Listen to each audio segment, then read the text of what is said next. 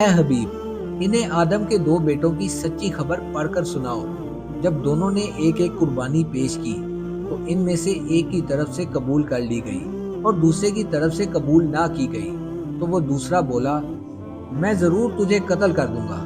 پہلے نے کہا، اللہ صرف ڈرنے والوں سے قبول فرماتا ہے۔ بے شک اگر تو مجھے قتل کرنے کے لیے میری طرف اپنا ہاتھ بڑھائے گا تو میں تجھے قتل کرنے کے لیے اپنا ہاتھ تیری طرف نہیں بڑھاؤں گا۔ میں اللہ سے ڈرتا ہوں جو سارے جہانوں کا مالک ہے۔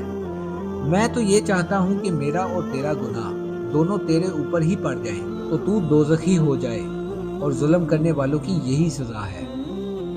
تو اس کے نفس نے اسے اپنے بھائی کے قتل پر راضی کر لیا تو اس نے اسے قتل کر دیا۔ پھر وہ نقصان اٹھانے والوں میں سے ہو گیا۔ پھر اللہ نے ایک کوا بھیجا جو زمین کورید رہا تھا تاکہ وہ اسے دکھا دے کہ وہ اپنے بھائی کی لاش کیسے چھپائے۔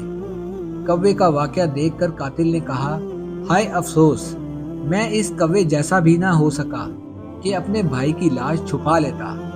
تو وہ پچھتانے والوں میں سے ہو گیا۔